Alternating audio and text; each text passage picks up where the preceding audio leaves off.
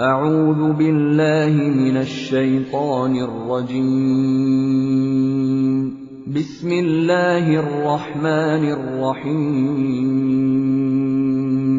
الحمد لله رب العالمين الرحمن الرحيم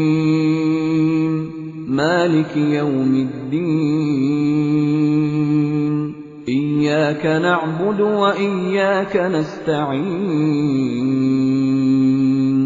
اهدنا الصراط المستقيم صراط الذين أنعمت عليهم غير المغضوب عليهم ولا الضالين. بسم الله الرحمن الرحيم. الحمد لله رب العالمين الرحمن الرحيم مالك يوم الدين إياك نعبد وإياك نستعين اهدنا الصراط المستقيم صراط الذين أنعمت عليهم غير المغضوب عليهم ولا الضالين. آمين. رب اشرح لي صدري ويسر لي أمري واحلل عقدة من لساني يفقهوا قولي. سبحانك لا علم لنا إلا ما علمتنا إنك أنت العليم الحكيم. الحمد لله كفى وسلام على عباده الذين اصطفى. إن الله وملائكته يصلون على النبي يا أيها الذين آمنوا صلوا عليه وسلموا تسليما. اللهم صل على محمد.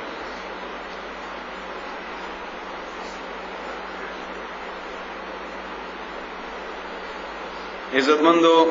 اوریدونکو، الحمدللہ تاسو دغه ناسته مجلس د الله تعالی ملمانی او رسول الله صلی الله علیه و آله وسلم فرمایي، مسلم شریف حدیث ته چې فرشتي رواني وي او هغه چکر لګي په دې دنیا کې او هغه ته تلاش وي د مجلس، بیا ګرځي یو ځکه یو فرشتہ आवाज وکړي نور فرشتو ته چې تاسو چې د کم مجلس تلاش کوئ هغه دلته قائم شوی دی. نو انور فرشتي مراشي نو وګوري الته د قران کریم باندې چې کلم خلق راجم شي وي د هغه مجلس باندې هغه خپل وزر خوري کی او هغه باندې سکینات او هغه باندې د الله تعالی طرفنا آرام وي سکوني باغی باندې. نو دا هغه خوش قسمت مجلس ته الله تعالی دې مونږه دا خپل دربار کې قبول کیو، الله تعالی دې خپل رضا ده پاره کی، الله دې موږ تاسو په قرآن باندې پوي کی او الله تعالی دې موږ ته عمل کولو توفیق راکړي او بیا هغه عمل تعالی په خپل دربار کې قبول او منظور وګرځي. تاسو چې کوم تلاوت واوریدو سورۃ الفاتحه ده، د دنوم ده فاتحه. فاتحه ولیکيږي ابتدا اولنې سورۃ. د ترتیب په اعتبار سره دا د قران کریم وړاندې سورۃ ده. نزول په اعتبار سره د دې مختلف روایت دي. یو روایت دا ده چې دا الله تعالی طرفنا 5 نمبر نازل شوی و. یو روایت دا ده چې دا الله تعالی طرفنا وړاندې نازل شوی و. دواړه خبره په خپل ځای کې صحیح دي. یو دریمه خبره هم ده مکه کې نازل شوی و او څلورمه خبره دا ده چې دا مدینه کې نازل شوی و. دا ټول په خپل ځای کې صحیح دي. دا ټول کم خلک چې وایي چې دا وړاندې صورت ته هغه سره دلیل دا ده چې دا په قران کریم کې وړاندې هغه صورت ته چې مکمل نازل شوی و. خبره صحیح ده. دینه مخکې چې څومره سورتونه نازل شوي وو الګ لک اقرا بسم ربک الذی خلق دا 5 آیاتونه نازل شوي وو. نو سورۃ فاتحه وړاندې هغه سورت ته چې دا مکمل د الله تعالی طرفنا نازل شوی و. کم خلک وو چې وایي چې مکه کې نازل شوی وو نو هغه صحیح وایي، کم خلک چې وایي مدینه کې دا نازل شوی وو هغه صحیح وایي، ځکه چې دې باره کې یو روایت دا ده چې دا د الله تعالی طرفنا بار نازل شوی ده سورۃ فاتحه. نو دی وجه هغه خبرم صحیح ده. او کم خلک چې وایي چې دا 5 نمبر ده داغه هم صحیح وایي ځکه چې دینه مخ کې لګړم باندې آیتونه موږ تاسو ټول ته پته ده او هغه باندې کې روایت هم د رسول الله صلی الله علیه و علیه وسلم صحیح دي او مضبوط دي چې اولین آیتونه اقرا بسم ربک الذی خلق نو معلومه شولا چې داړم باندې نو او دا معلومه شولا چې داړم باندې مکمل صورت نو خبره ټول صحیح دي حالات مطابق هر چا د هغه حالات مطابق یو خبره کړی ده په هر حال د ترتیب په اعتبار سره دا د قران کریم علوم باندې صورت ده د دې بشمار نمونه مفسرینو نقل کړی دي لکه مثلا د دې یونم شفا ده ځکه چې سعید رضی الله تعالی عنہ یو اړ په لار کې په سفر باندې روان هغه کې یو کلی نه هغه روټي وغوښته هغه د روټي نه انکار وکړو د جهاد سفرو بیا د کلی ولا خلک ورپسې راغلل چې موږ د کلی مشر یا د کلی بادشاه لړم خړلې نو تاسو مسلمانان یې مذهبي غونډه خلک یې موږ د بادشاه یا زموږ د رئیس دم کوي چې هغه جوړ شي نو هغه لاړل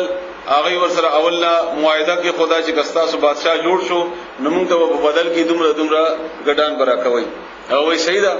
نو هغه ادم وکړو الله تعالی هغه جوړ کو دا شک پریو ته دیتا چې آیا د دې دم باندې مونږ رقم چې ګډان واغستل دا جایز دي کنه جایز دي نه دی وجنه د دې استعمال نه مخکې رسول الله صلی الله علیه و علیه وسلم نه پوښتنه کو پیغمبر علی السلام هغه ته اجازه ورکو او بلکې دا متو فرمایي چې زما یې سمو کوي هغه وجه داوا چې هغه مجاهدینو ته خوراک هم نه ور کړي او دا به بعضو خلکو ځان لپاره دلیل جوړ کړي دی چې کني مونږه د دمونو باندې پیسې اخلو نه دا جایز دي دا دلیل دې لپاره کافی نه دی چې د مونږ باندې پیسې اخلا یا کاروبار ته جوړوا قران کریم د کاروبار کتاب نه نه دا د ګټې لپاره نازل شوی دی او دا غي حالات او د دې حالت کې ډېر فرق دی ایو ځان ته موجوده د دې یو بل نوم دی رقیہ یعنی دم کوونکې چونګې دا سورۃ شفا ده رسول الله صلی الله علیه و علیه وسلم فرمایي چې په دې کې د جسمانی او د روحاني بیماریانو علاج ده یعنی کچری یو سړی په جسم کې د شرک بیماری وي بدعات بیماری وي یا نور داسې ګندګي الله دې موږ تاسو بچ کړي د ټول ګندګیانو نه نو دا هغه بهترین شفا ده په سورته فاتحه کې ده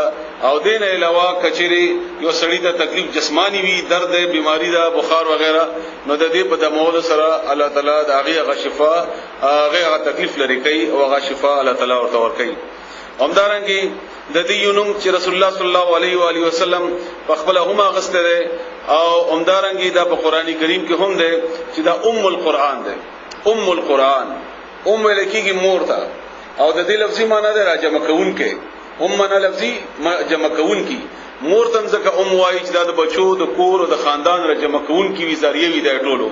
چونکه په قران کریم کې درې بنیادی مضامین دي توحید ده رسالت ده او آخرت ده نو په سورته فاتحه کې دا درې وړ مضمونونو تعالی اشاره کړې ده او دا د درې وړ مضمونونو یو قسم مور ده د هغه خلاصه ده نو دی وجنه د القرآن هم ده هم دا سورته حجر کې الله تعالی د دې نوم غسته ده سبع المثانی و بار بار تکراریدون کی آیاتونه و بار بار تکراریدون کی آیاتونه اور رسول الله صلی الله علیه وسلم فرمایي بخاری شریف او ترمذی شریف کی حدیث ته چې عمدہ غي الکتاب ده عمدہ غي القرآن ده د سورته فاتحه باره کې فضائل ډیر زیات دي رسول الله صلی الله علیه و آله وسلم فرمایي بخاری شریف حدیث ته چې لا صلاه لمن لم يقرأ الا بفاتحه الكتاب نه ده منځ هغه چې اون ولي بخبل رکعات کې فاتحه دا غي سړی منځ کېږي چې هغه فاتحه اون ولي ها دا زمونږ بیا په امامانو کې اختلاف د دې خبر شته چې آیا د امام پسې ولاړ سړی بل ولی او کنه بل ولی دا یو اختلافي مسله ده او د اختلافي مسلې لپاره اول نه تاسو یو قاعده زده کړئ بس هغه قاعده په ټولو مور یا په ټولو آیتونو کې په ټولو اختلاف کې تطبیق کوي به تاسو ته مشکل بنه راځي هغه قاعده دا چې کوم عمل مختلف صحابه کرامو کړی یا کوم عمل رسول الله صلی الله علیه و آله وسلم په مختلف وختونو کې مختلف کړی په دې کې اختلاف نه ده پکار هر صحابي په سلاړې گمراه کېږي بنا رسول الله صلی الله علیه و سلم فرمایي زما صحابه کرام د نجوم او د ستورو په شان دي چې هر یو په تاسو لاړ شي تاسو به گمراه کېږئ نه نو که تاسو ته یو ځکه اختلاف معلوم شو او تاسو ته دا پته هم لګیدا چې مثلا عبد الله ابن عباس یو قسم خبره کوي رضی الله تعالی عنهما عبد الله ابن مسعود بل قسم خبره کوي نو چې هر یو خبره تاسو منله نو گمراه کیږئ بنا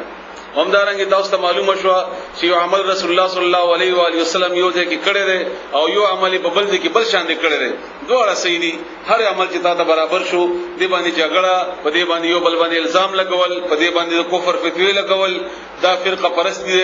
او دا د اسلام انتهایی بنیادی دشمنی ده چې څوک کوي خلک په مینه کې کوي او دا غمینه داسې ده لکه څنګه چې دا بوډۍ مینه او شاهین سره چې دا خو به وګي نه د دانې واچول نو دانې نه پړې وای د دغه مخوګ لوي شوی ده نو ځکه نه خوري نو مخوګ ورته کټ کړ نو بیا وای ته نو ګونه ستر شوی دي نو نوکانې ورته کټ کړ بیا ویل ته وزر درنی نو وزرونه باغې مرته وېسته نو د شاهین هغه حالت خراب کړو او د الوتونه مو وېستو او د ښکار نه مو وېستو او دغه ژوندۍ تباہ کړ نو دا مینه و دي خدي ور سره مینه و خو به نه پویدا نو څوک چې په اختلافي مسلو کې جګړه کوي یو بل باندې الزام لګوي د کفر ډله بیلې دا ټول د اسلام دشمنی کوي د اسلام سره خګړه نه کوي نو دی وایي نه هیڅ اختلافي مسلې کې جګړه مکوئ او صرف دومره دلیل غواړي صرف دومره پوښتنه کوي دا ته چې کوم عمل کوي دا رسول الله صلی الله علیه وسلم کړی دی یا ته چې کلم خپل کوم عمل کوي دا ته رسول الله صلی الله علیه و علیه وسلم نه ثابت دی او کنه ثابت اسی د ما بخله یا د بل بخله باندې تلونه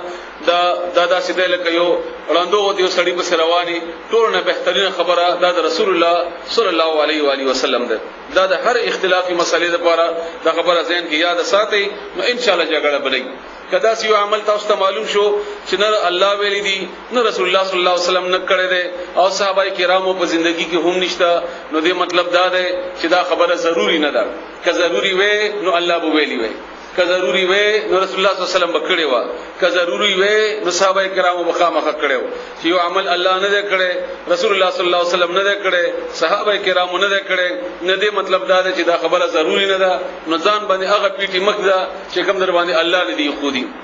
ان شاء الله ندی خودی داسې پیډي چې په ځان دی خپل ځان په خپل درنۍ بیا مخکې مزل نشي کولای نو ځان مدرونه و څومره چې الله در باندې خیر هغه باندې اکتفا کول نو دی وجنه د مانځ کې رسول الله صلی الله علیه و سلم فرمایي څوک سورته فاتحه اونل ولی دغه اډو مز نکیږي ویل پکار دی خامخه همدارنګي د سورته فاتحه باره کې یو وری رسول الله صلی الله علیه و علیه وسلم باره کې سعید بن المعلا فرمایي چې رسول الله صلی الله علیه وسلم سره ناسوم جبرئیل علیه السلام تشریف راوړیو او په اسمان کې د دماغي आवाज وشو یو ګونجدار आवाज وشو پښتنه وکړه رسول الله صلی الله علیه و علیه وسلم چې دا څه شی دی هغه جواب ورکو جبرائیل علیہ السلام ورته جواب ورکو چې دا په اسمان کې هغه دروازه کولاو شو چې دینه مخکې دانه وکولاو شوی او بیا ورته یو فرشتہ راغله او بیا رسول الله صلی الله علیه وسلم دا فرمایل چې تا د الله تعالی طرفنا هغه د نورونه درکړل شول چې دا مخکینی پیغمبرانو ته نو ورکړی شي چې هغه یو سوره فاتحه وا او یو د سوره بقره اخیری دوا آیتونه آمن الرسول بما انزل الیهنا تر اخره پورې دا دینه مخکې بل امت ته بل پیغمبر ته نو ورکړی شوی دا عظیم ترین آیتونه دي د الله تعالی طرفنا په قرآن کریم کې نمونه د نورم زیاتی فضایل هم ډیر زیاتی خو موږ کوشش وکړو چې لګ لګ وایو ځکه چې بیا وخت موږ سره کم دی او قرآن کریم کې ډیر لوی خبرې یو حدیث بل دی هغه تاسو اورئ رسول الله صلی الله علیه و علیه وسلم فرمایي مسلم شریف حدیث دی چې قسم تو صلات بیني موږ ما تقسیم کړی دی من دما وبین عبدی زما د بنده په منځ کې نصفین دوه حصو کې یعنی سوره فاتحه ما د بنده په منځ کې ما تقسیم کړی دا نبی الله تعالی فرمایي فاذا قال العبد الحمد لله کله چې بنده وایي چې الحمد لله رب العالمین نو قال الله هو یا تعالی حمدنی عبدی زما بنده زما حمد وکړو دا ما د پاره ده الله وای دانو باندې آیات به چې کله بنده وای واذا قال کله چې دی وای الرحمن الرحیم نو وای الله تعالی چې ثنا وای لازم باندې زما بنده الله وای دام زما د پاره ده بیا چې کله بنده وای چې مالک یوم الدین نو بیا الله تعالی فرمایي مجدنی عبدی زما لوی بیان کړل زما بنده الله وای دام زما د پاره ده دا درې آیتونه الله د پاره شو بیا چې کله بنده او ایاک نعبد و ایاک نستعين نو الله دې جواب کې فرمایي چې هاذا بیني و بین عبدی دا زما او زما د بنده په منځ کې تقسیم ده ان دا څلورم آیات زما او زما د بنده په منځ کې تقسیم دی نیم ما د پاره دی نیم زما د بنده د پاره دی او بیا الله تعالی فرمایي چې دین ورستو چې کم دی او دین بعد دا زما د بنده د پاره دی دین ورستونی زما د بنده د پاره دی هغه اهدنا الصراط المستقیم اے الله تما تسخلار اوخای موږ د سخلار اوخای نو الله وایي چې ما د بنده غواړي هغه زما بنده د پاره دا ورستنی درې آیتونه دا د بنده د پاره ان تا د پاره د مخکینی درې آیتونه د الله د پاره د منځنی آیت د الله او د بنده په منځ کې تقسیم د رسول الله صلی الله علیه وسلم په مسلم شریف کې دا خبره ده دا حدیث ته ډېر صحیح حدیث ته الله تعالی دې متوسطه په دې باندې عمل کولو توفیق راکړي ورونو باقاعده آغاز کوو اعوذ بالله من الشیطان الرجیم اعوذ ز پناه غواړم تعوذ پناه غوښتو ته ویل کیږي ز دیوال تړما ز پردا چوما ز ځان لری کوم اعوذ ز پناه غواړم نعوذ مونږ پناه غواړو اعوذ ز پناه غواړم من الشیطان شتنا د دې دوه معنی مفسرینو کړی دي یا د لفظ شتنا ده شتنا معنا بعودا لری کړي شوی د رحمت نه لري د الله د انعام نه لري د جنت نه لري شیطان شیطانن د دې خلکو بعضی مفسرینو دغه معنا کړی دی هغه کس هغه ذات چې د رحمت نه او یا د الله تعالی د مهربانیانو نه لري بل معنا مفسرینو کړی دا شات یشیتو هغه چاته ویل کی چې کم سړی د غصې یا کم ذات یا کم کس د غصې د وجنه اوسوځي غصې د وجنه اوسوځي چونکی شیطان د اور نه پیدا کړی شوی دی الله تعالی فرمایي وخلق الجان من مارج من نار موږ پیدا کړی دی دا شیطان پریې چې د پریانو د خاندان نه دی دا موږ پیدا کړی دی د اور نه او دا د ډېر غصې او د کینې د وجنه سوی دی د کینې او د حسد نه وجنه نو دا مانم صحیح ده نو ز پناه غواړم اعوذ بالله ز پناه غواړم بالله په الله سره د الله په ملګرتي د الله په ذریعہ د الله تعالی په مدد سره من الشیطان د شیطان الرجیم رجمن وشتلو ته ویل کیږي کانی وشتلو ته لکه څنګه چې د زنا هغه سړی چې هغه وادي وي هغه زنانه چې وادي کړی وي هغه باوجود هغه زنا کوي نو دا هغه سزا د رجم معنی دا کانی وشتل یعنی په کانو بولې او دا د شیطان باقاعده صفت ګرځیدل دی الرجیم وشتل شوی زمانه ده معنوي لحاظ سره نه اصطلاحي لحاظ سره دا پکانو دا بلعنت دا پتوکو باندې دا په ذلت سره دا لري کړي شوی وشتل کړي شوی لعنت کړي شوی د الله طرف نه د فرشتو طرف نه د انسانانو طرف نه د پیریانو طرف نه د جناورو طرف نه د کائناتو کې یو شی طرف نه دا د شیطان معنی دا د رجیم معنی وا نو اعوذ بالله من الشیطان الرجیم زبنا غړم په الله سره من الشیطان الرجیم د شیطان رټل شوی نه په سورته نحل آیت نمبر 98 کې الله فرمایي ز آیتونه راړوم نه دی باندې وخت ډېر لګي اسمادت دا وی چې تاسو باندې راړوم خو بیا وخت ډېر زیات لګيږي او بیا ځنه کسان راړول نه شي نو که تاسو د آیتونه ځان سره نوٹ کوئ ورسره دا بیا ګوره ډېر مزه یې پکې ډېر زیات مزه یې پکې هغه ځکه الله فرمایي فاذا قرات القرآن الکرا چې تل ولي قرآن فاستعذ بالله نو ته پناه وغواړه په الله سره پناه وغواړه الله سره ځکه چې شیطان رستا په قرآن په تلاوت کې ترجمه کې کار کې رکاوټ اچولو کوشش کوي نو دی وجنه د په آغاز کې دا باقاعده الله حکم دی فاستعذ بالله پناه وغواړه په الله سره همدا وجدا چې کله موږ قرآن وایو چې اعوذ بالله من الشیطان الرجیم هغه تاسو ورته همدارنګي د رسول الله صلی الله علیه و علیه وسلم یو حدیث هم شته حدیث حسن دی چې تاسو پناه وغواړئ په الله سره د شیطانو د انسانانو د پیریانو نه دغه چې هغه پکې رکاوټ اچي بده کې دا د اعوذ بالله معنی شو الله تعالی دې تاسو په دې باندې پوي کې بسم الله الرحمن الرحیم بسم الله دا اصل کې ټکي دی اسم ویل کېږي نوم ته نوم معنا اسم د لفظي معنا دا نمایا اوچتول بربند کول خکارا کول لکه مثلا موږ دلته 40-50 کسان ناس یو کس نومګه پکېوالو عبد الله دا اوچت کړل شو د نوم واغستل شو سما ته سما وای اسمان چې دا اوچت ته بره ده په موږ باندې اسم معنا نوم با حرف جر ده دا به الف با ده خو څنګه په تړلو سره دینه بسم الله دا تړل شوی ده بلا قاعده نو زه شروع کوم بعد و معنی کړی دي مفسرینو استعانت د پاره مدد غستو د پاره او د شراکت د پاره یعنی زه مدد غواړم د الله نه د الله په نوم سره یا زه شریکوم په خپل کار کې نوم د الله اسم نوم الله د الله الله دا د الله خپل نوم دی دته اسم ذات وای یا اسم علم وای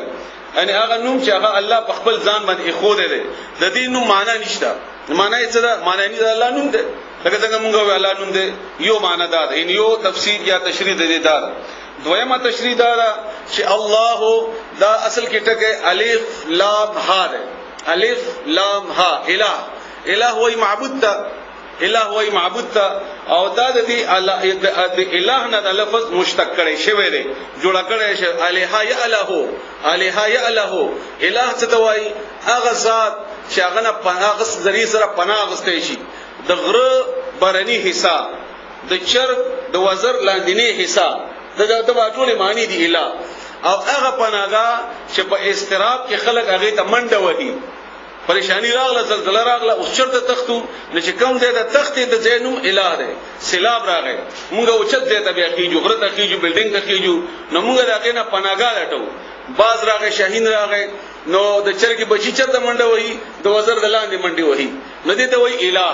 او دا د دین لفظ جوړ شوی دی الله نو د دینه مشتق کړي شوی دی ډول سیدی ډول مفسرینو کړی دي خپل نوم دی یا د الہ نه غست شوی دی پناهګاه زمونږ استاسو معبود زمونږ کرساسو مددگار زمونږ حاجت روا زمونږ مشکل کشا او دا څوک ته د دې معنی به سره تشریح سره د دې معنی 99 معنی د دې خپل الله تعالی په خپل په قران کریم کې کړی دي هو الله الذي لا اله الا هو الرحمن الرحيم الملك القدوس السلام المؤمن المهيمن العزيز الجبار متکبر وغیرہ وغیرہ 99 هغه نه علاوه اضافي هم دي لکه حنان او منان وغیرہ دا ټول د دې تشریح ده الله تشریح ده دا الله معنی ده نو که څوک معنی ز کول غواړي دا د اسماء الحسنا دا ټول صفاتونه ز کوي او دا ټول صفاتونه چې چا کې راجمه هغه به څوکي هغه به الہ وي هغه الہ به څوک وي هغه به الله وي هغه به الله دا د معنی ده یا د دې تشریح ده الله دې موږ تاسو په دې باندې کوی کې رسول الله صلی الله علیه و علیه وسلم فرمایي چې کم سړی اسماء الحسنا چې 99 ذکر شوی دي په ترمذی شریف کې دا ځکه د پسینې باندې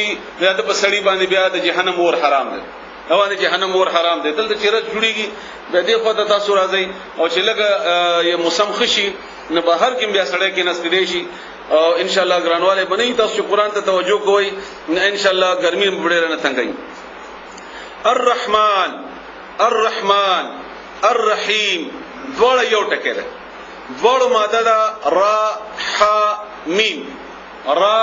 ح میم د دې استعمال کې فرق ده د دې قاعده ودا سیده لکه مونږ وایو په عربی کې جيعان عطشان کنه فرحان د مبالغی صيغه وایي یعنی زه جيعان ډیر زیات وګیم عطشان ډیر زیات تګیم فرحان ډیر زیات خوشاله یم خو چونکه په دې مبالغه کې ډیرواله شته خو د خزده کې دا ټکه خو په دې کې دوام نشته د ختمي یو سړی ډیر وګره خو روټي وخري ختم شول وګه یو سړی ډیر تګره خو بوې وڅکل نو ختم شو تنده یو سړی ډیر خوشاله دی خفغان پر راغی نو دا څنګه رحمان ډیر زیات مهربان معنی د دې رقت قلب نرمي د زړه نرمي نو د الله نرمي ډیر زیاته ده رحمان ډیر زیاته ده مهرباني ډیر زیاته ده معنی تاسو ټوله کومه تاسو پوهیږئ ډیر زیاته ده صحیح شو نو دیو جنا چون کې په دې کې مبالغه صيغه د عطشان او د وغیرہ د فرحان ده نو دا ختمیدون کی ده نو دیو جنا مفسرینو د معنا دنیا سره تړلې ده نو عام طور باندې معنا داسې کوي خلک چې الرحمن ډیر مهربان دی په دنیا کې په مسلمانانو په کافرو باندې دغه د مهرباني به مرګ سره په کافرو باندې ختم شي دا مهرباني به مرګ سره کافرو باندې ختم شي نو ډیر مهربان دی او الرحیم په دام دوام دی په دې کې مبالغه ده دام لکه کریم علیم وغیرہ حلیم لیکن دوام دی دا د فعلان او د فعیل په صيغه باندې دي نو هغه مهرباني چې نه ختمیدون کړه رحمان هغه مهرباني چې ډیره لوی ده، هر چا د پاره پدې کې فرق نشته که کافر یو که مسلمان یو که او که هندو یو که مشرک، هر څه الله مهرباني بوي دنیا کې. الرحیم مهرباني بوي په مسلمانانو باندې، خو ختمیدون کې بنئ. الله یې ورسوک جنت ته بوزي د جنت کې، الله یې ورسوک معاف کې بده په معافي، قیامت نه ختمیدون کې ده. نو رحمان هم دنیا کې مهربان دی، هم په آخرت کې مهربان دی. آخرت د بار شر د ایمان دی. نو دی وجنا معنا مفسرین تقسیم کړي. او د اصل معنا واوري. اصل معنا د دې چې کومه ده د رحمان دا د رحم نه دی. رحم یوټرس د زنانو هغه ایسا چې کوم ځای کې مشوم پیدا کیږي، کوم ځای کې مشوم دا هغه ته ویل کیږي، اصل ته کې دا هغه ده. رسول الله صلی الله علیه و آله وسلم فرمایي او بخاری شریف مسلم شریف ډول نقل کړی دی، کله چې رسول الله صلی الله علیه و آله وسلم مخلوق پیدا وکړل پدې کې رحم هم پیدا وکړل، هغه ایسا چې موږ تاسو پکې پیدا شي یو دای پیدا وکړل. نو هغه فریاد وکړ الله تعالی ته او ورته ویل چې یا الله تعالی ما به خلق کټکې، یعنی سله رحمی کنه لکه موږ چې پیدا شو خو مور پلار مو کنه ځکه پیدا شو، بیا کنه ورسته ماماګانو ترونو بیا کزنزو بیا ورونه دا دغه وجنه ټول دي کنه د رحم په بنیاد باندې رښتې دي کنه. ځکه سله رحمین ځکه ورته وای سله رحمی تړل د رحم سره، یعنی رشتہ داری کول نو هغه په بنیاد باندې. نو رسول الله صلی الله علیه وسلم فرمایي چې الله ته فریاد وکړو چې ما به خلق کټکای، یعنی رشتې به ختمي، بدی به جوړای، تعلق به ختمي. نو الله تعالی ورته فرمایي چې ستانو ما خپل نوم سره وتړ، تا نوم ما هغه کې خود چې کوم زمانو سره متعلق ده هغه نوم تا کې خود. نو واورا څوک چې تا کټکای زبې کټ کوما، او څوک چې تا نه کټکای جوړای دي زباغه جوړاوما. او د سله رحمی په بنیاد باندې مینه ټوله د سله رحمی په بنیاد باندې کی. تاسو نه پوښتنه کومه، تاسو خپل بچي یا زموږ زنانه چې ناس دي هغه خپل بچي به چرته اور کې اچول وغواړي،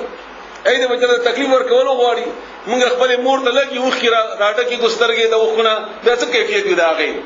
دا الله تعالی اخی دا سينوم دی. الله تعالی تمره رسول الله صلی الله علیه و سلم فرمایي چې الله ستاد مورنا او یا درجه زیات مهربان دی، او یا درجه زیات مهربان دي ستاسو مورنا. نو دا الله تعالی نوم خود د مونږ د مهرباني دي چې الله تعالی سزا ورکول باندې نه خوشاليږي خپل بنده ته. نو الرحمن الرحیم ډیر مهربان دی او ډیر رحم کوونکی دی په خپل بندگانو باندې. الله تعالی دې موږ تاسو هم په هغه کې کسانو کې وګرځي. یو بل حدیث ته متفقون علیه حدیث ته د بخاری او د مسلم دواړو نقل کړی دی چې رسول الله صلی الله علیه وسلم فرمایي چې کچېری کافر په دې پوي شي چې الله دومره مهربان دی یا دومره ډېر نرمي کوونکی دی، هغه به چری هم په خپل ځان باندې اونې یریږي، هغه به خامخا راشي د الله تعالی په ذات باندې به ایمان راوړي. او کچېری کا مسلمان په دې باندې پوښي د الله تعالی عذاب او سختی څومره لوی ده، نو دې به چری هم نافرمانی ونکړي. الله تعالی دې موږ تاسو نافرمانه بندگان جوړ نکړي. نو ول د دې اټوله معنا واوري. بسم الله ز شروع کوما پنوم د الله الرحمن چې ډېر مهربان دی، الرحیم او ډېر رحم کوونکی دی. الحمد حمد دا شکر دی ویل کیږي. یو حمد معنا مدح او یو شکر دی. شکر د حمد چې کوم دی دا وسط لري په شبه سره، هغه شکریا ادا کول چې کومه مونږه په شبه باندې وکړو، یعنی فعل اختیاریه په خپل اختیار سره مونږه د چا شکریا ادا کوو، په خپل اختیار سره مونږه د چا شکریا ادا کوو. او بیا الف لام څوک وایي جنسی دی، څوک وایي عهدی دی، څوک دا څوک چې په عربی پوهیږي هغه په دې ټکو باندې پوهیږي. په هر حال معنی دا دی ټول تعریفونه هر یو تعریف بعض خلک د دې معنی محدودای چې تعریفونه د خدای تو هغه صحیح ده، غلطه معنی هغه نه ده. خو ټول تعریفونه هر یو تعریف چې ده لله د الله د پاره دی. لمن کلیه الله من الله لله د الله د پاره. نو الحمدلله ټول تعریفونه الله د پاره دي. یو سړی بوای چې زه خو خسته یم نو د الله تعریف ته د الله د چې الله درکړي د خیر. یو سړی به مالدار وي د الله کړي دی، یو سړی به بلی صفات وي د الله ور کړی او کله وګړي نو نواب اخلي او قبل بیا مدار چې د ختمیدون کی د الله تعریفونه نه ختمیدون کی د الله صفاتونه نه ختمیدون کی. رب منا پروردگار پرورش کوونکې پالنے والا. د دې اصلي معنی دا د رب اصلي معنی ورورو غټاونکې ورورو لویونکې داسې لویونکې او داسې لویونکې دې دی وی رب. کوئی کا غټون کې لویون کې ضرورت مطابق ضرورتو پوره کون کې. او د دې آسان مثال دا دی لکه کله چې ماشوم پیدا کیږي د مور په خېټه کې هغه وخت هغه ته څه شي ضرورت ته اڅوک ور کوي په کومې ذریعہ سره الله ور کوي څومره هغه د ضرورت هغه مور خېټه کې دنه ورته پوره کوي. بیا چې کله هغه د مور خېټه نه بهر راشي بیا ورته الله تعالی بهترینه پي د مور په سینې کې ور کړی او هغه ټول نه بهترین خوراک دی دغه خوراک مقابله اوسه پورې ماهرینو نه دا کړي ان دغه مقابله خوراک نشي جوړولای. اگر که مختلف یو بشماره شوده یو بشماره په خلکو جوړ کړی دغه مقابله نشي کولای. بیا چې کله د خوراک شي نو غاخونه ورکی چې لږ سخت شي خوړې شي. بیا چې کله غ نور غټ شي د نورو شدیدو خوراکونو ضرورت وي نو بیا هغه غاخونه بدل کی نور ورته کیدی الله تعالی چې دا سخت شي دا سخت خوراک کول شي. کبه دا نرمي نو الله تعالی ته مضبوط اندامونه ورکی د ذهن فکر سوچ باډي هر څه مضبوط چې کار کوي مخکې ته به رکاوټ نه مشکلات نه او کله زنانه وي نو الله تعالی د هغه مطابق اندامونه ورته ورکی چې هغه لپاره نرمي ضرورت ده نو الله تعالی نرمي پیدا کړی. بیا چې کله به بوډا شي نو الله تعالی بیا په بچو باندې حکم خود دې چې د خوراک د ضرورت پوره کوي. دا څوک کولای شي دا رب کولای شي. رب نه رب معنا پروردگار پرورش کوونکې ضرورتو پوره کوونکې ټول د الله صفاتونه دا پر ربوبیت کې شامل دي او خاص صفاتونه د خالق مالک رازق حاکم. خالق مالک رازق حاکم هغه څوک چې پیدا کړي هغه څوک چې ضرورت درکړي نو هغه څوک چې تا دوه کارونه کړی دي اختیار لري هغه ستا مالک هغه پکار دی او فیصله به هغه کوي. دا د ربوبیت هغه معنی کړي. نو رب پروردگار دی پالون کې دی ساتون کې دی. العالمین عالم وای یو قسم مخلوق ته عالمین جمع ده لکه انسانان پیریان فرشتي زناور ساروی ګډه بيزي وغيرها منګي پري چړیا وغيرها وغيرها داسینو. هغه امام غزالی رحمت الله علیه فرمای چې 40000 عالم چې کم دي دا الله تعالی پیدا کړی. دا خو هغه یو خیال یو سوچ او اوس په دینم زیات دومره خو تقریبا صرف په پرندو وغيرها کې دي. بهرحال نو دا ټول ته ضرورتو پر کون کړي. لږ تاسو دلته کې خواږه واچوي تاسو وګورئ چې میګه کم دین ورته راځي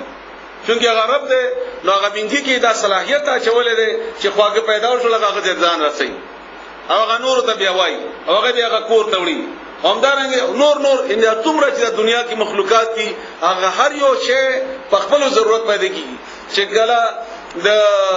بيزي یا د ګړي بچي پیدا وشي یا د غوا هغه فورن هغه د مور ته پیژني او د هغه پاس کولو باندې مغپوي او هغه چل چاورته نه خوده او نو هغه د مور په بلې حصے باندې خله نه لګي سیده زی او مغه ته باندې خله لګي او هغه د ګلاو د په تنظیم هم کړی چا ورته خوده دي. دا کوم یونیورسيټي یا کوم کالج کې دا ذکر دي همدارنګه چې کوم شی د اګونه پیدا کی هغه مور باندې خله نه لګي مور باندې خله نه لګي مور ورته مجبور کړی دا نور دینونه شیونه راوړي او هغه ته خله کې ور کوي او چې ګلا مور راشي هغه مخکې نه خله ورته واځه کړی. دا الله تعالی دا عالمین رب دی هم دا څنګه الله تعالی ضرورت پیدا کوي پورا کوي. نو الحمدلله ټول ثنا صفات الله د پاره دي رب العالمین چې دا پالون کوي ټول مخلوقات دي ټول مخلوقات دي. د دې باره کې قران کریم کې نورم ډېر آیتونه دي لکه مثلا حامیم سجده آیت نمبر 9 کې الله فرمایي قل انکم لتکفرون بالذی خلق الارض فی یومین وتجعلون اندادا ذالک رب العالمین. دا هغه صفاتونه دي چې د ربوبیت سره تعلق لري ځکه ما تاسو ته هغه تلاوت وکړو. همدارنګه الحمدلله ذری سره نورم ډېر آیتونه دي. سورۃ النمل آیت نمبر 59 کې الله فرمایي الحمدلله وسلام علی عباده الذین اصطفى. الحمدلله دا نور بشمار دي. بهر حال الرحمن الرحیم ډېر مهربان دی او ډېر رحم کوونکی دی. مالکی بادشاہ په دې لفظي معنی بادشاہ نه دی. مالک معنی اختیارمند هغه څوک چې هغه په لاس کې اختیار دی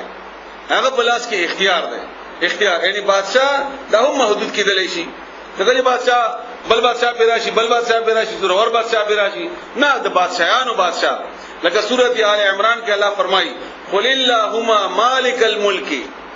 قل اللهم مالک الملک تؤتي الملك من تشاء وتنزع الملك ممن تشاء. نو دی وجنا الله تعالی فرمایي یوم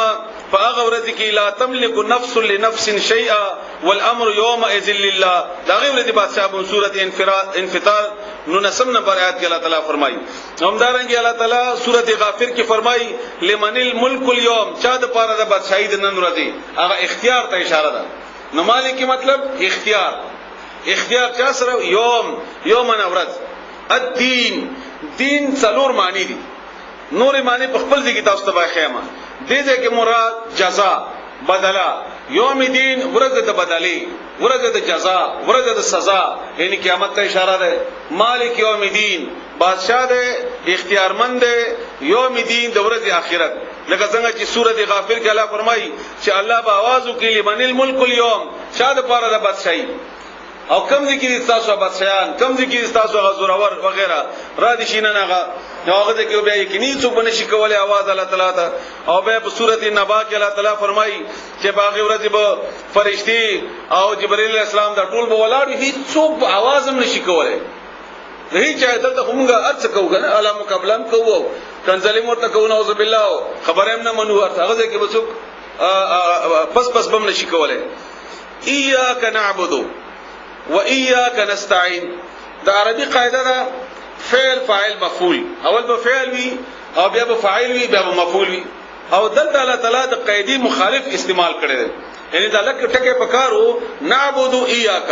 مونږ به عبادت کوو ستا ونستعين ایاک مونږ به مدد غواړو ستانه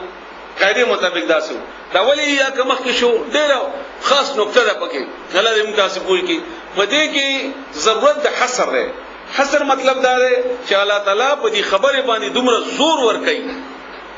دومره تاکید کوي چې الله تعالی هغه قاعده ورته بدل کړی ده مطلب یې څه معنی تاسو وارو ایا صرف خالص محدود د بل چانا کا دستا ایا کا صرف دستا نعبدو مونږ به عبادت کوو جمع صيغه د مضارع صيغه د جمع مونږ به عبادت کوو جمع ځکه چې عبادت تعلق او انفرادیت سره شته نه عبادت بکیږي ټول اجتماعي طور باندې اسلام مذهب د اجتماعیت ولا مونږ د اجتماعیت سره حج د اجتماعیت سره مونږ پیدا کړی ولا تر اجتماعیت په بنیاد باندې کوم چې مونږ انفرادي عبادت کوو دا مونږ د اجتماعي عبادت لپاره پریکټیس کوو ټریننګ کوو دا غي لپاره نو مونږ به عبادت کوو صرف دستا عبادت معنا ماته است پرونم کړی وا عاجزي کول او د الله تعالی د رسول الله صلی الله علیه وسلم په طریقې باندې عبادت پوجا او پرستش کول او تابعداري کول یعنی معنی وسته شو صرف د ستاب تابعداري وکوي الله تعالی د بل چا باندې کوو ایا کا معنا درته کوم صرف ستا خبره به منو بل چا باندې منو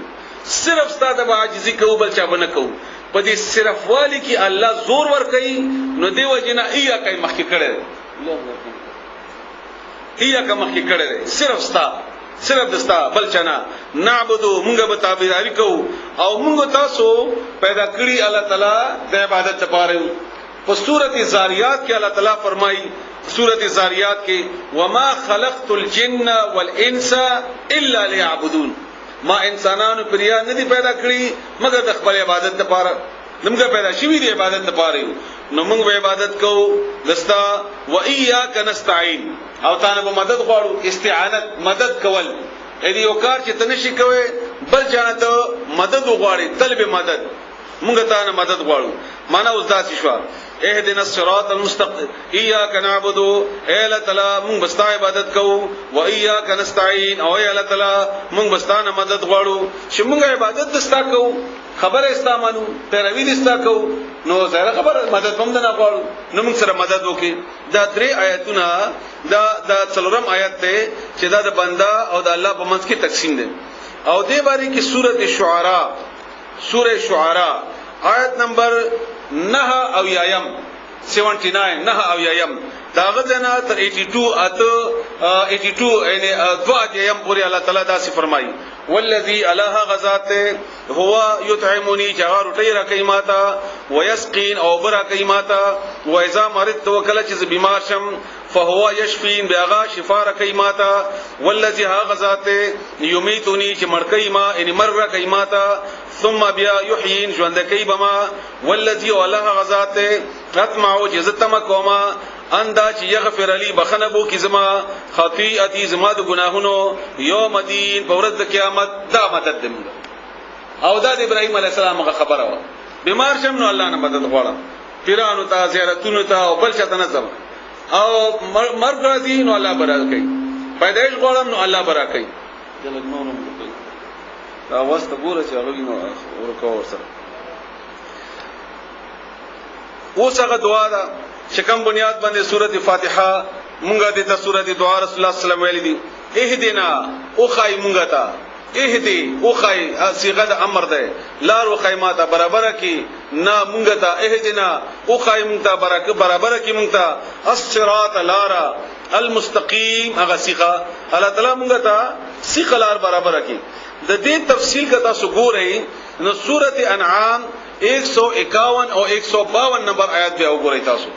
سورۃ انعام اوس مرړوي 151 او 152 هغه د کې الله تعالی د سیخلال تشریح کړی دا همدارنګي په سورۃ مریم 36 نمبر آیات هم تاسو وګورئ سورۃ مریم دا تاسو سره نوٹ کوئ شپې چې کله به تاسو هوم ورک کوئ یا د نن سبق جمع کوئ دا آیتونه ور سره ګورئ ډېر مذهب کې ډېر تاسو پوهیږئ دغه چې قران په خپل یفسر بعضه بعضا خپل تفسیر کوي ځنه آیتونه د ځنو نو اهدنا او خایمغتا الصراط لارا المستقیم غسیخا مستقیم سین لارې ته ویل کی دو شنو تړونو ته یا د دو بمنځ کې هغه کوم چې موږ په قلم سره لار راکاږو او مراد هغه لار چې هغه سیده الله رضا ته رسیدلې ده هغه سیده جنت ته رسیدلې ده نو الله موږ ته د جنت لار وخی الله موږ ته ستاسو رضا لار وخی الله موږ د کبو وګولارونه بچی رسول الله صلی الله علیه و آله وسلم یو وری باقاعده په ادری کې ناس تو صحابه کرامو ته د سخلا لاین راتیر کو په خور باندې چې د غلار ته چې د سیده ده او جنت ته تللی ده او دین علاوه د نور لري د کګي وګي دی او د انجام جهنم ته تللی ده الله دې موږ تاسو دا غینه بچی کمل روخی صراط لارا الذين دعوا خلقوا یعنی موږ ته الله تعالی د هغه خلقو لار روخی انعمت چې تا انعام کړی دی انعمت انعام یعنی تغیبا انعام کړی علیهم باغیبا دا څوک دي د منعم علیهم یعنی چا باندې چې تا انعام کړی دا د سورۃ النساء آیت نمبر 9 شپږم سورۃ النساء آیت نمبر 69 9 شپږم 69 نمبر هغه کې الله فرمایي فاولئک هم دغه کسان دي مع الذين خلق سربي انعم الله چې انعام کړی دی الله تعالی علیهم باغی باندې دا څوک دي وزواوري من النبیین د پیغمبرانو نا والصدیقین د صدیقینو نا والشهداء او د شهیدانو نا والصالحین او د نیکانو نا وحسن اولئک رفیقا او ډیر خسته خلق دي دا په ملګرتي کې نو اته مطلب شو تاسو پوه شئ کنه الله خپل تشریح وکړه یعنی الله د دې څلورو خلقو لار وخی پیغمبرانو لار وخی د رښتینو خلقو لار وخی د صالحینو لار وخی او د شهداو لار وخی انعمت علینا مرادم تکره نو الله مونږ ته د دې خلقو لار وخی تاسو هم دعا وکړئ الله مونږ ته دغه خلقو لار وخی غیر المغضوب نلار د هغه کسانو المغضوب هغه کس چې هغه باندې غصه کړی شي غضب غصه کړی شي د دې څوک دي الله تعالی په سورته مائده شپږم نمبر کې الله ویلي دي چې دا او رسول الله صلی الله علیه وسلم هم فرمایلی دي دا څوک دي دا يهوديان دي چې الله به غضب کړي دي نو موږ ته ومخې د غضب شوده او خلق لاره مراد دي څوک دي يهوديان الله موږ ته د يهوديانو لاره مخې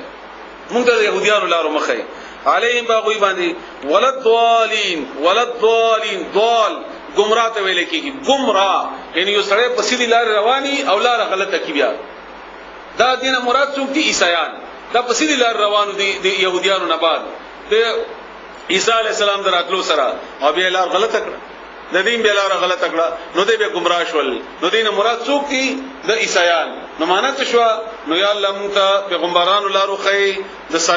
صالحین لارو خي د شهداو لارو خي د صدیقین لارو خي یا الله مونږ ته د يهوديانو لارو مخي یا الله مونږ ته د عیسایانو لارو مخي دا معنا شو د دې امين معنا عمده سي دی وی امين معنا عمده سي دی وی دا چې مونږ ویلي لکه مونږ په پښتو کې وایو دا الله تعالی دعا ته قبول کړي لفظي معنا امين یعنی دا شی د عمده غسوي دا چې مونږ ویلي دا د عمده کرنګي او د دې امین چې کوم دی د سره ویل دا رسول الله صلی الله علیه و علیه وسلم ویلی هم دي او ویلی هم پکار دي خاص کر په مانځ کې ها اختلاف شته چې په ښکارا ویل دي او په پټه ویل دي او د ښکارا ویل نه ولا چې څوک دي د دې دلیل مضبوط دی د دې دلیل مضبوط دي او دا ویل خو ویل لازمن پکار دی خو ویلو کې هیڅ اختلاف نه کړي صرف ښکارو په پټو کې اختلاف شته زموږ امام صاحب په مذهب کې هغه چې په پټه وایا او کوم چې سلفیان دي یا د امام احمد مسلک به هغه چې تیز وایا او د دې باره کې د بخاری او د مسلم احادیث مضبوط دي رسول الله صلی الله علیه و علیه وسلم بچ کله دا اولی نو عائشہ رضی الله تعالی عنها روایت ته چې دا مسجد به گونجاو شو بالکل دومره په تیزه به امین ویل اوسم که تاسو حرم کې ویلي دا د امین یو خوندو کې بل باسره یو احساس وشي چې ما څه او غختللانه او دعا تاسو ورته ایزه احساس وشي همدارنګي رسول الله صلی الله علیه وسلم د بخاری شریف یو حدیث ته ابو هريره دا روایت ته چار کله او قال الامام او غیر المغضوب علیهم ولا الضالین فقولوا بس تاسو ټول او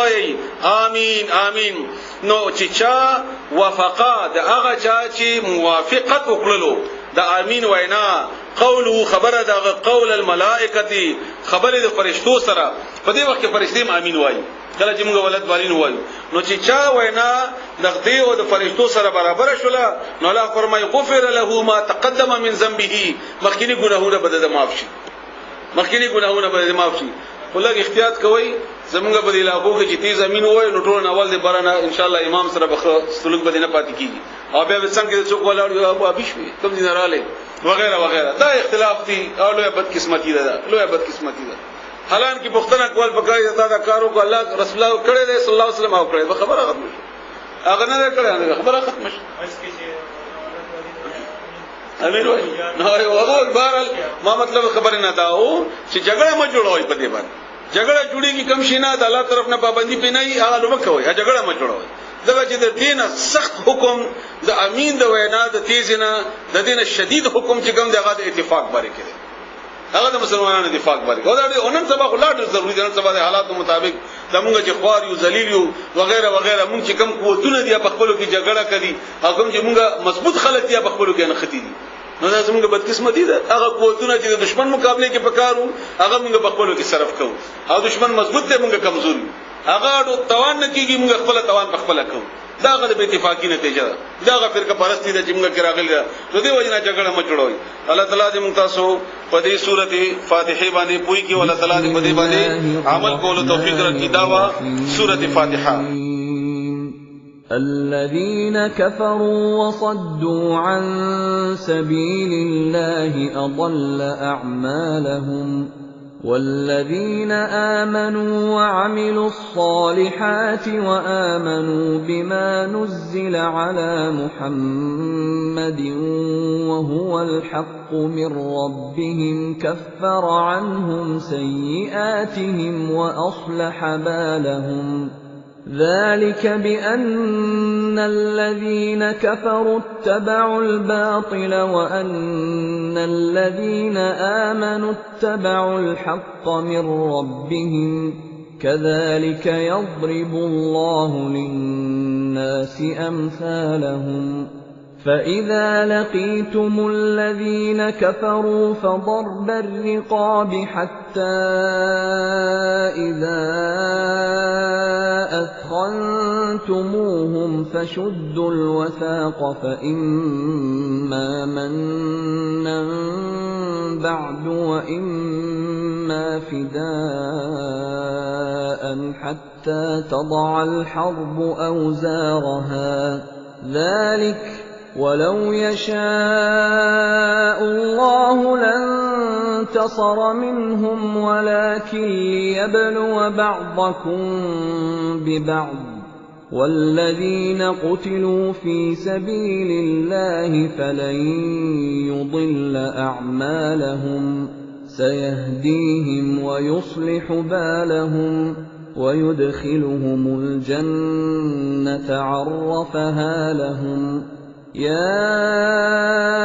أيها الذين آمنوا إن تنصروا الله ينصركم ويثبت أقدامكم والذين كفروا فتعسا لهم وأضل أعمالهم ذلك بأنهم كرهوا ما أنزل الله فأحبط أعمالهم أَفَلَمْ يَسِيرُوا فِي الْأَرْضِ فَيَنظُرُوا كَيْفَ كَانَ عَاقِبَةُ الَّذِينَ مِن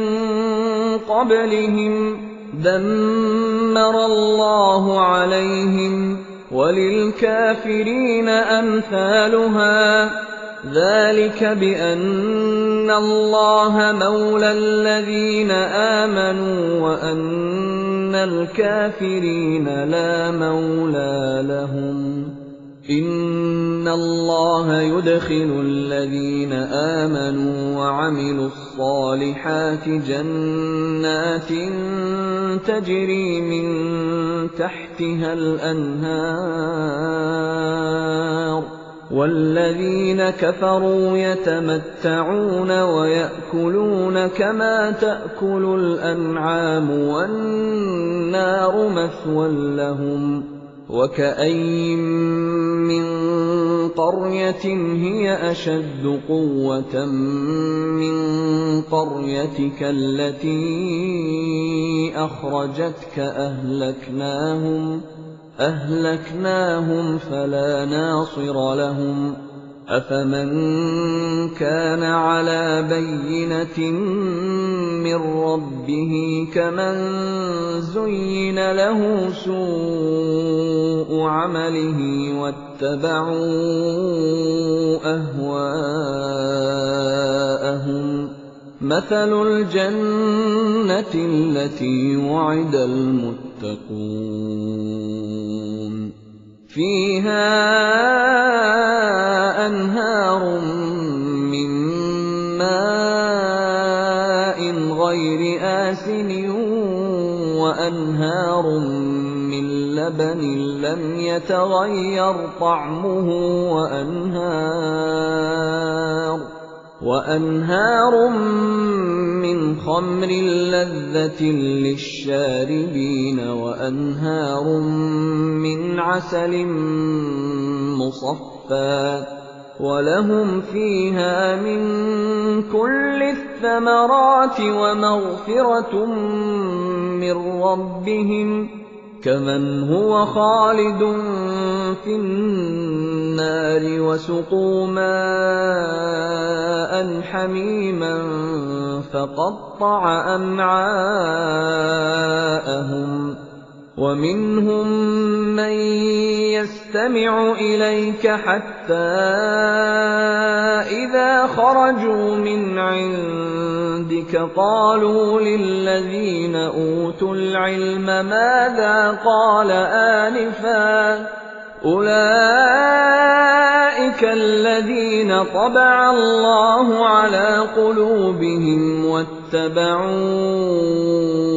أَهْوَاءَهُمْ ۚ وَالَّذِينَ اهْتَدَوْا زَادَهُمْ هُدًى وَآتَاهُمْ تَقْوَاهُمْ ۚ فَهَلْ يَنظُرُونَ إِلَّا السَّاعَةَ أَن تَأْتِيَهُم بَغْتَةً ۖ فَقَدْ جَاءَ أَشْرَاطُهَا ۚ فَأَنَّىٰ لَهُمْ إِذَا جَاءَتْهُمْ ذِكْرَاهُمْ فَاعْلَمْ أَنَّهُ لَا إِلَٰهَ إِلَّا اللَّهُ وَاسْتَغْفِرْ لِذَنبِكَ وَلِلْمُؤْمِنِينَ وَالْمُؤْمِنَاتِ ۗ وَاللَّهُ يَعْلَمُ مُتَقَلَّبَكُمْ وَمَثْوَاكُمْ وَيَقُولُ الَّذِينَ آمَنُوا لَوْلَا نُزِّلَتْ سُورَةٌ ۖ فَإِذَا أُنزِلَتْ سُورَةٌ مُّحْكَمَةٌ وَذُكِرَ فِيهَا الْقِتَالُ رَأَيْتَ الَّذِينَ فِي قُلُوبِهِم مَّرَضٌ يَنظُرُونَ إِلَيْكَ نَظَرَ الْمَغْشِيِّ عَلَيْهِ مِنَ الْمَوْتِ ۖ فَأَوْلَىٰ لَهُمْ طَاعَةٌ وَقَوْلٌ مَّعْرُوفٌ ۚ فَإِذَا عَزَمَ الْأَمْرُ فَلَوْ صَدَقُوا اللَّهَ لَكَانَ خَيْرًا لَّهُمْ ۚ فهل عسيتم إن توليتم أن تفسدوا في الأرض وتقطعوا أرحامكم أولئك الذين لعنهم الله فأصمهم وأعمى أبصارهم أفلا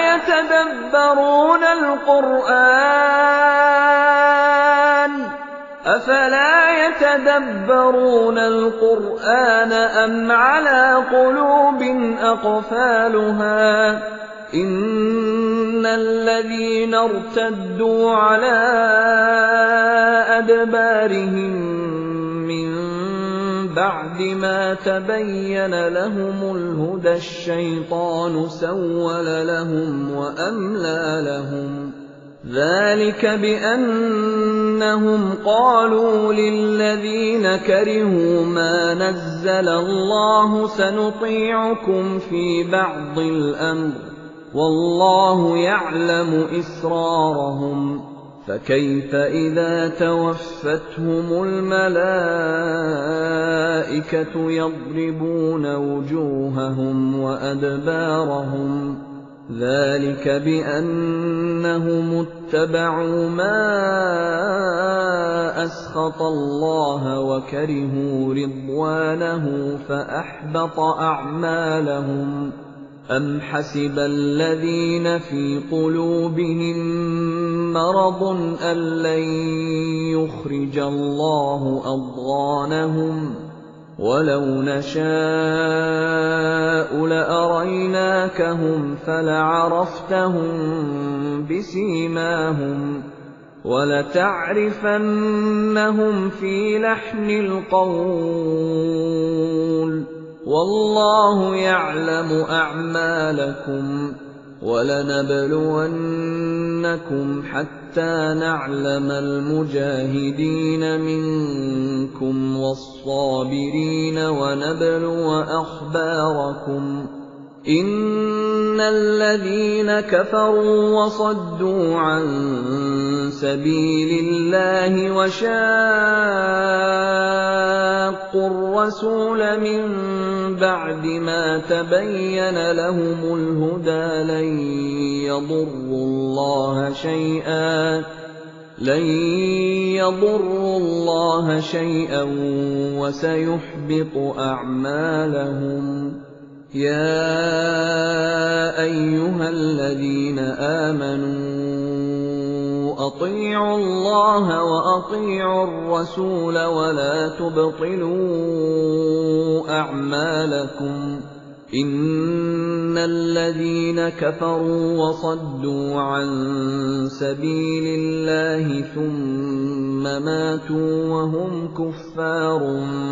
فلن يغفر الله لهم فلا تهنوا وتدعوا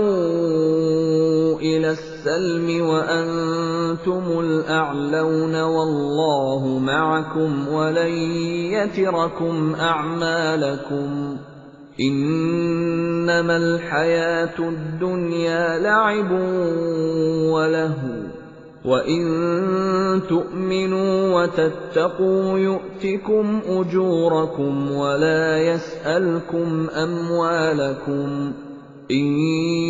يسألكموها فيحفكم تبخلوا ويخرج أضغانكم ها أنتم هؤلاء تدعون لتنفقوا في سبيل الله فمنكم من يبخل ومن يبخل فإنما يبخل عن نفسه والله الغني وأنتم الفقراء وإن تتولوا يستبدل قوما غيركم ثم لا يكونوا أمثالكم